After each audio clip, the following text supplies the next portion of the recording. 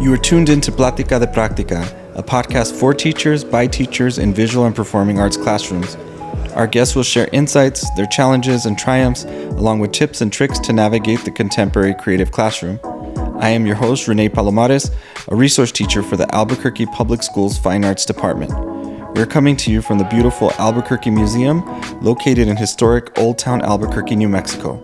Welcome to Plática de Práctica. Well, welcome back to another episode of Plática de Práctica. This is kind of a bittersweet moment because here we are, full circle at Albuquerque Museum, and I'll let our guests introduce themselves here in a sec. But this will be the last episode for school year 25-26. I know Patrick has some tears in his eyes back there behind the camera. It's okay, Patrick.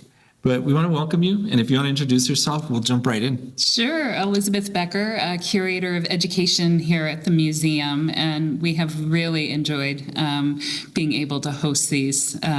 What a great connection. Education, art, community, history. We do it all here, so what a great connection. Yeah, and I have to share this briefly. It's almost a year from Elizabeth being so kind to let us do kind of our episode 0 and kind of practice our setup and lighting and whatever, and all our mics. You had made a comment about the mic setup, how it's changed since the last one. But yeah, it's been a quick year, and we're so grateful for you guys letting us come into the space, hang out with the artwork, feel like we're part of the staff here at the Albuquerque Museum. So thank you so much for that. And we'll jump into that. Like our collaborations, I think that's I think at the heart of what we're doing is really looking at how we support one another in our missions. And I know recently, a few weeks ago, you had Cibola High School here, and I don't know, maybe you want to share a little bit about that, like what they were doing. And Absolutely, yeah. So the Cibola High School was part of a pilot program, and we started to think about ways that we could engage middle and high school students in this space in different ways. We know more of that age group is coming, mm-hmm. and right now, our guides are primarily working with elementary school students, and we knew, as I know educators already know, that we have to think of different ways to engage those audiences of middle and high school students. So we started having conversations with teachers, hearing feedback from them when they came and visited and the kinds of things they really wanted to see. And we also, looked around, saw what other museums were doing. Yeah. And we saw that trying things that allowed those students a little bit more agency and choice. So giving them opportunities to work with their peers, to evaluate, understand the artworks together, yeah. And also providing them with creative opportunities as well was something we had heard a lot of feedback. They don't just want to come in and do a tour. Mm-hmm. Many of these groups want to have a creative response. Mm-hmm. So that visit with Cibola was a pilot to try to see how that would work. That's in this great. Setting. And we picked this theme, environment and identity, and it's here in this space we're in right now, common ground. Yeah. So again, how do we liven this space up and so students feel like this collection of New Mexico art is their work, right? That's awesome.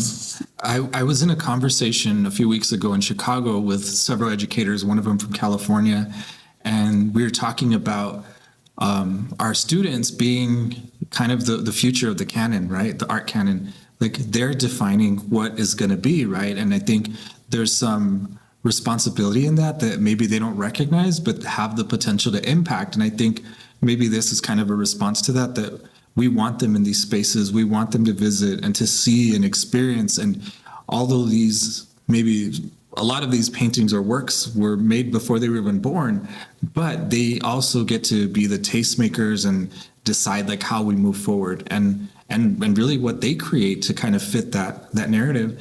And we were just talking kind of before we started recording, and I was saying, the art world is like a big table. It's like a big dinner table, and there's a seat at the table for everyone.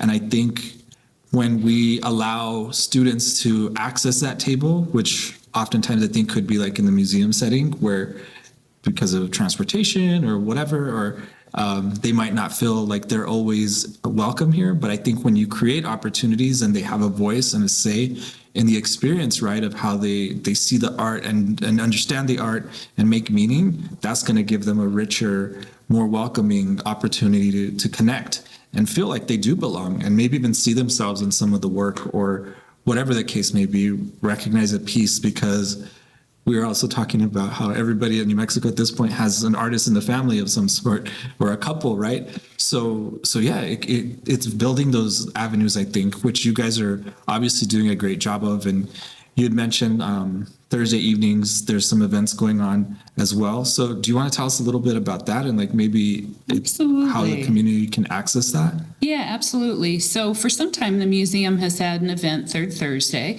It's a free community event that happens on the third Thursday of every month except for December. And we're open from 5 until 8:30. And there's lots of activities that are usually surrounding an exhibition. But about a year ago, we hired a new employee who is very engaged. Her previous job was community engagement. Mm-hmm.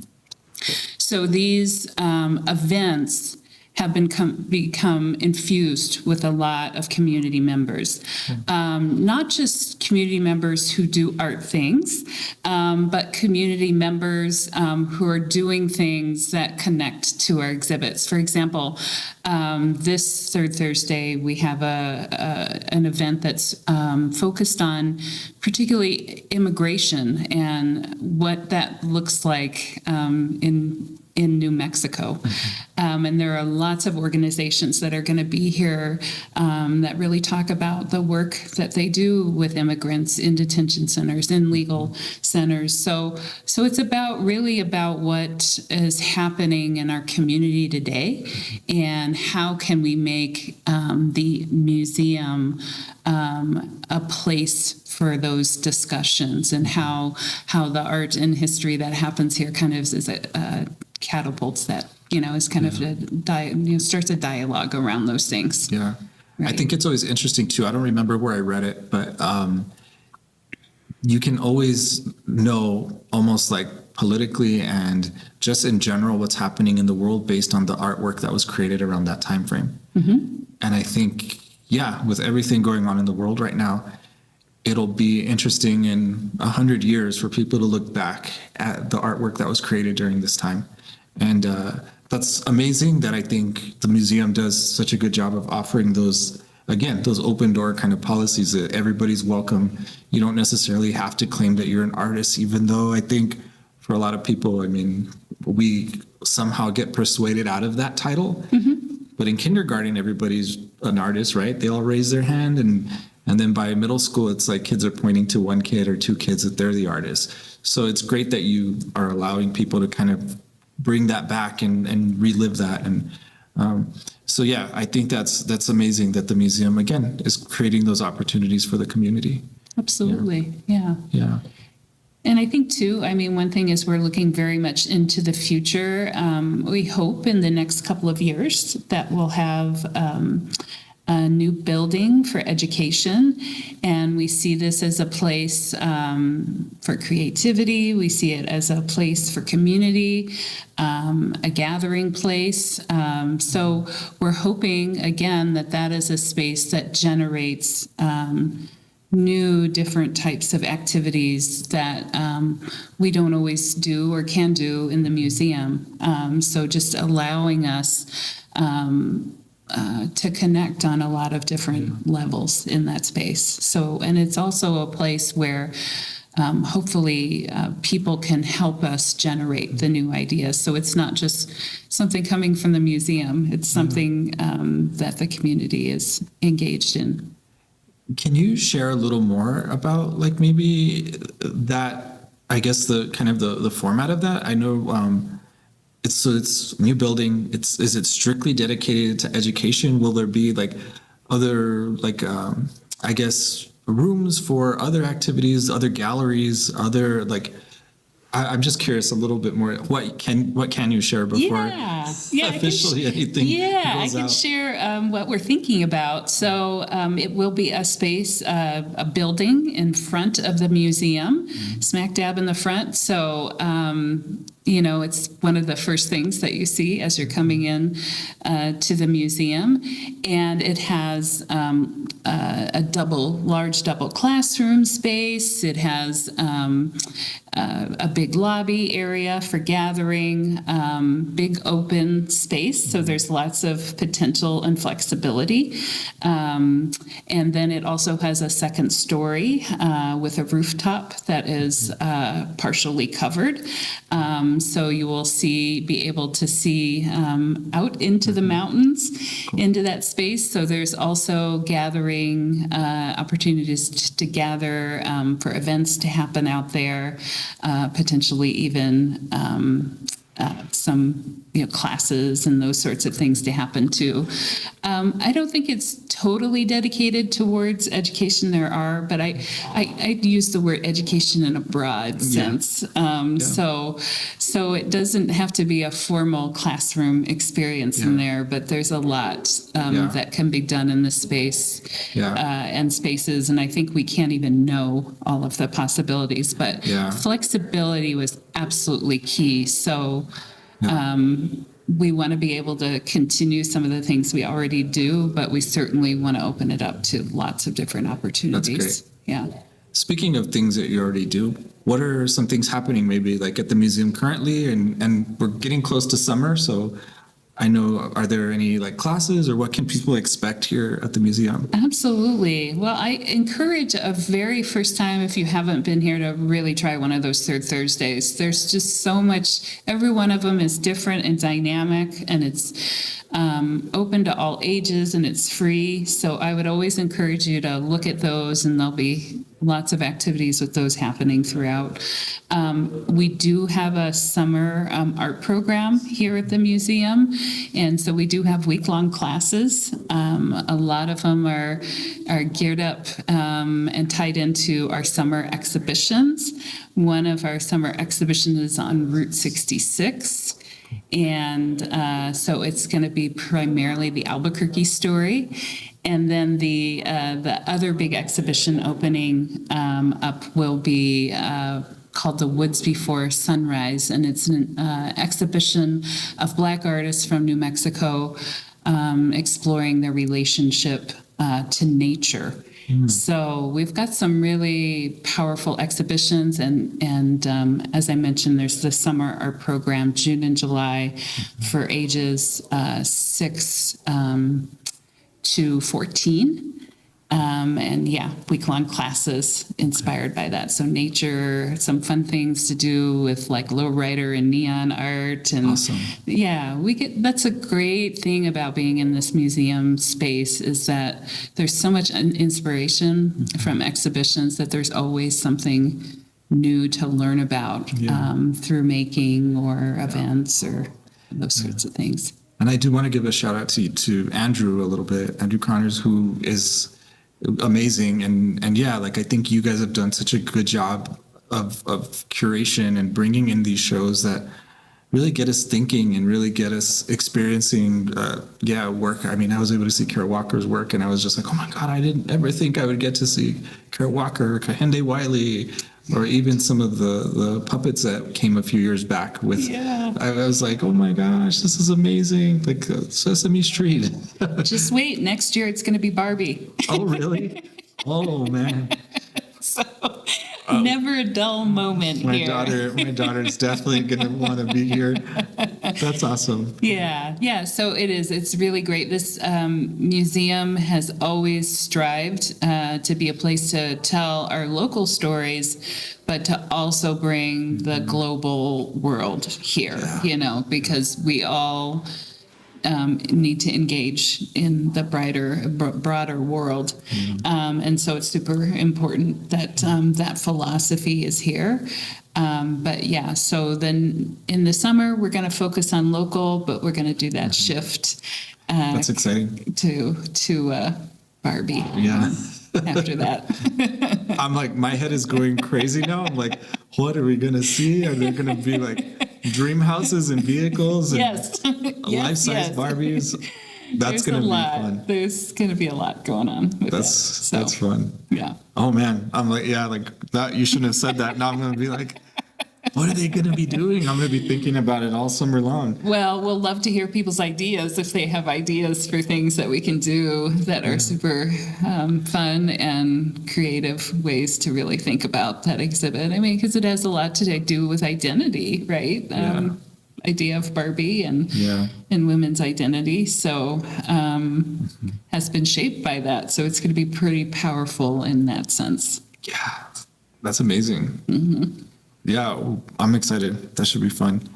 Now I'm just like thinking. Now you're off track. Yeah, I'm like, well, how do you integrate the rest of Mattel in that? Like, how do? And I say that because growing up, like, I loved comic books and I loved like superheroes but I never really saw like myself in, say, Captain America or even Batman and then the X-Men came along and I was like, oh my gosh, like that guy's Canadian and that guy has a little bit darker skin.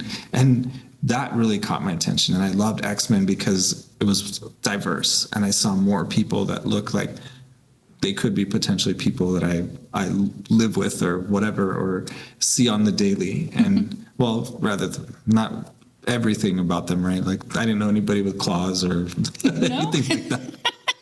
So, but you know, like I felt like a little more connected because of the diversity. So I get that. It'll be interesting to see the take on Barbie. Absolutely, because I was not a Barbie girl. So it's something that I'm coming from the outside, which I hope will make me better to think about programming.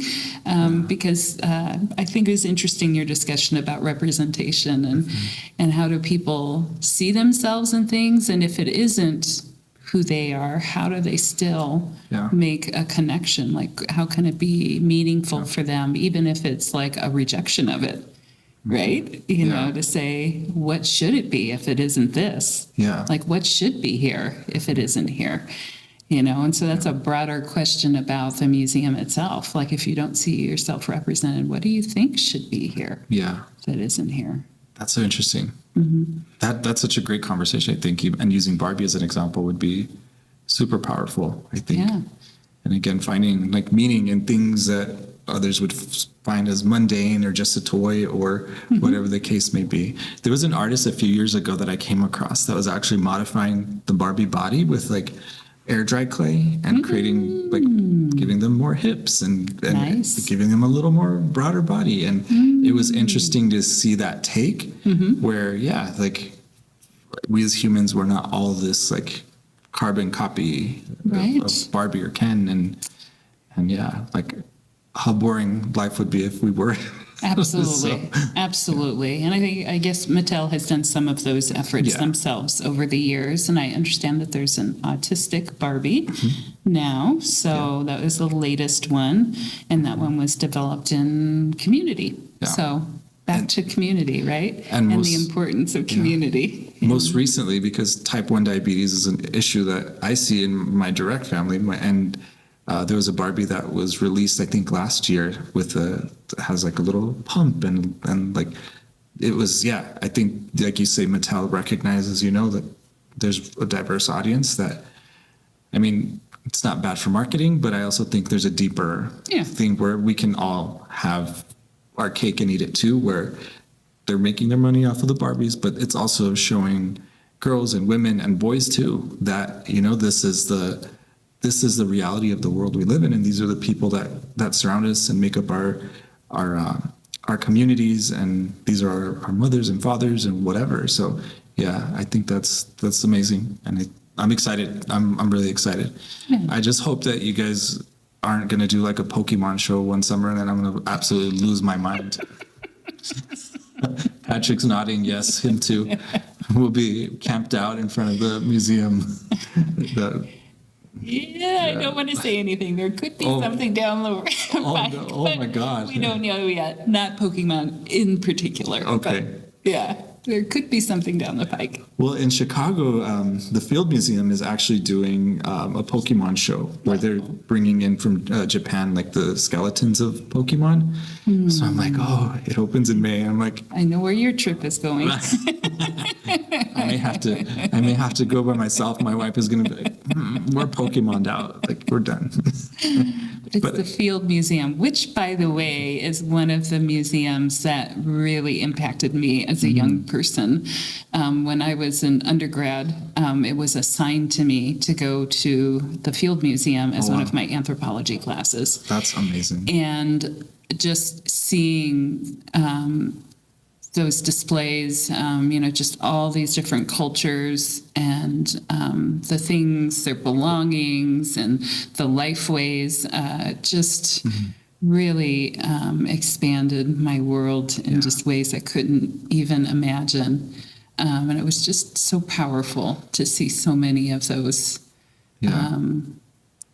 cultures and their objects. Yeah. See, that's perfect. Now I can tell my wife. Elizabeth said we have to go because of the culture. It's just going to be so much rich culture, and I mean, Pokemon just happen to be there as well. I mean, they could be. You'll be on a different floor. But great. It's super impactful. Museum. Speaking about impact, I'm curious. Like, do you have a story about like maybe a teacher or somebody that impacted you to get into the work that you're doing now, or maybe just in general, that you feel, like maybe you want to give a little shout out to or share a story? Yeah. I mean, I would say if we talk about the person who assigned me that assignment, and that, I was in my undergrad and wasn't sure what my degree was going to be at that point. I was like, creative writing, journalism. I have no idea. And I took an anthropology class. And I had an incredibly charismatic professor who would, just do bizarre things. Like he wouldn't sit at his desk. He would sit on the floor. He would, come in with all of his musical instruments and like start playing those before he even talked. And I'm sure that seemed novel, but the strategies kind of stuck with you when you think about a university as being kind of a stuffy place for education, right?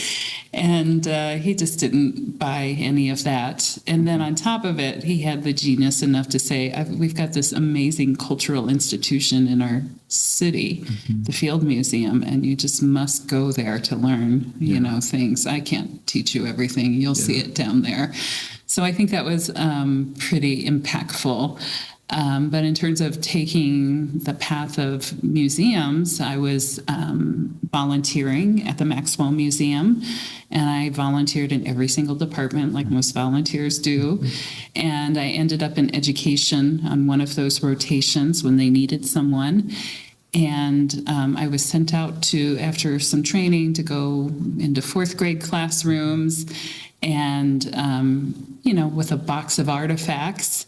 And I thought, well, this is going to fail. This is going to be a nightmare. This is not going to work. But there's something about coming around with old pots and different artifacts that really captured the students' interests. And they had a model of inquiry, so there wasn't a formal presentation. You really let the conversations evolve out of the objects. I mean, you knew certain things about the objects and their history, but that wasn't what you were there. Yeah. You wanted to engage with the students and have them lead you into those conversations. So an hour went by like nothing. I mean, before I knew it, it was over and I was hooked. And so the educator there said, well, I don't know, you can do this. I do this. You go get another degrry.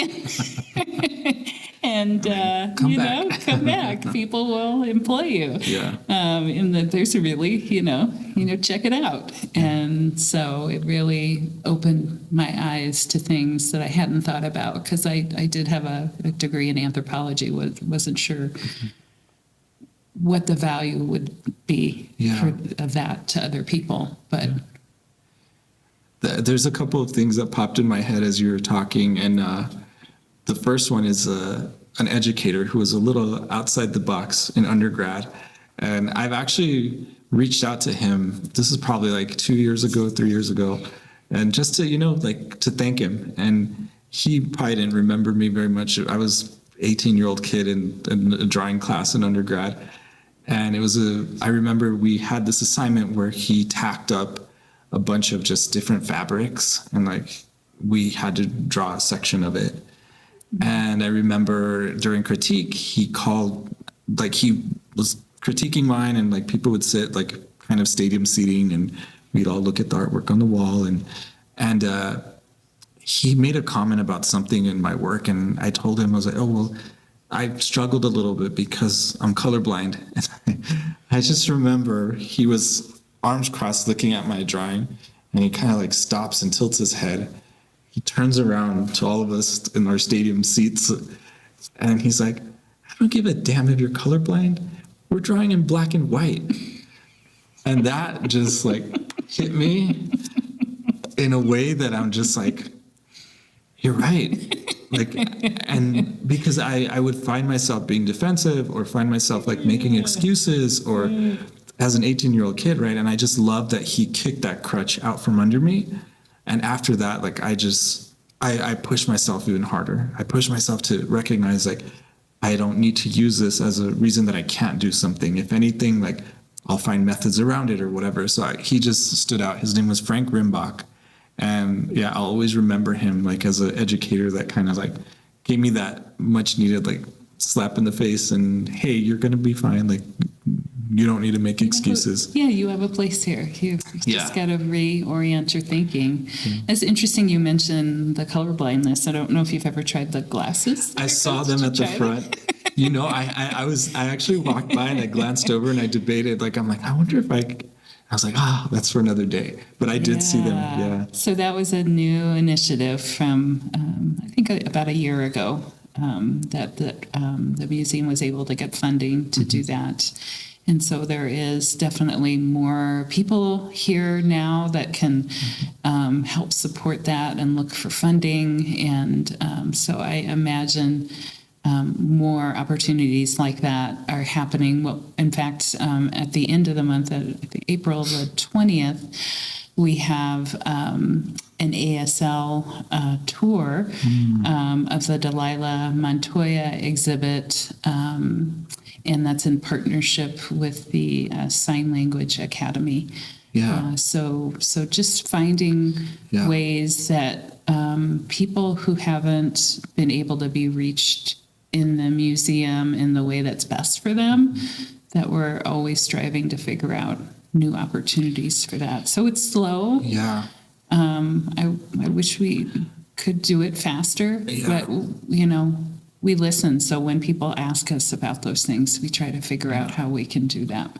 And that's with Rafe Martinez, right? Mm-hmm. And he's somebody that I absolutely adore. Wow. Like, I look up to him so much, and I don't think he realizes like the impact he made on like my life when I first moved to Albuquerque.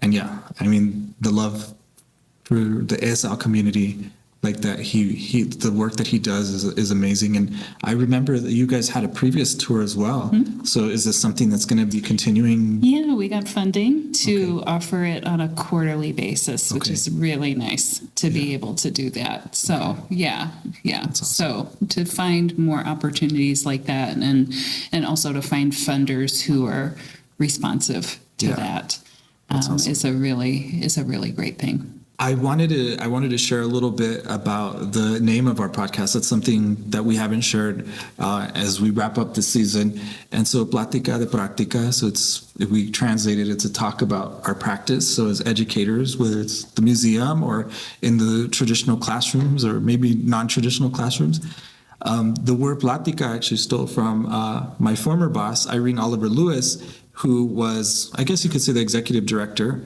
at the time of Alma de Arte Charter School in Las Cruces. So it's an art-based charter school that was out there. And that term Plática is just kind of an informal gathering and a way for people to share stories and gather and connect. So we could, in APS terms, consider Plática, as it was at the charter school, what we would call advisory in our schools here in Albuquerque. So I just wanted to share that because, again, like it's kind of a nod to Irene and some gratitude for her inspiration in the work that I do. And I think we hope people have enjoyed this and really enjoyed like seeing the visuals on our video episodes. And we're just so grateful to you guys for sharing your space. And we just want to, give an immense thank you to you and to your team and to Andrew and Patrick's giving the little clapping hands back there.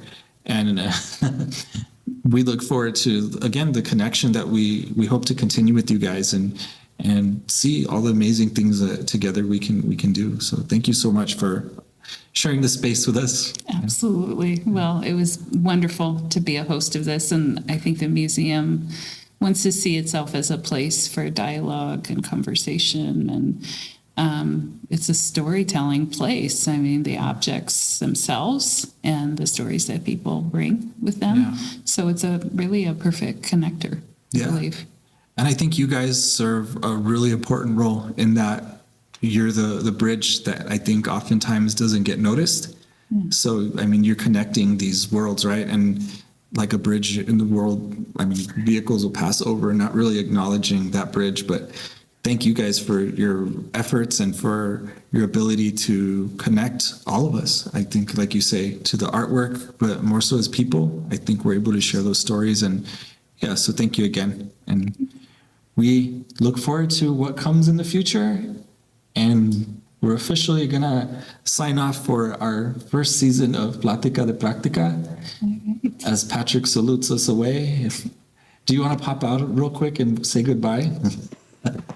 Bye, everyone. All right, thank you. Thanks.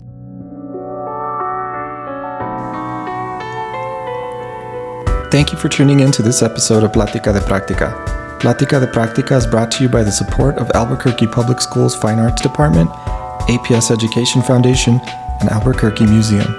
Plática de Práctica is recorded, mixed, and edited by Patrick Bear. It is produced and hosted by me, Renee Palomares. We appreciate you listening. Take care. Until next time.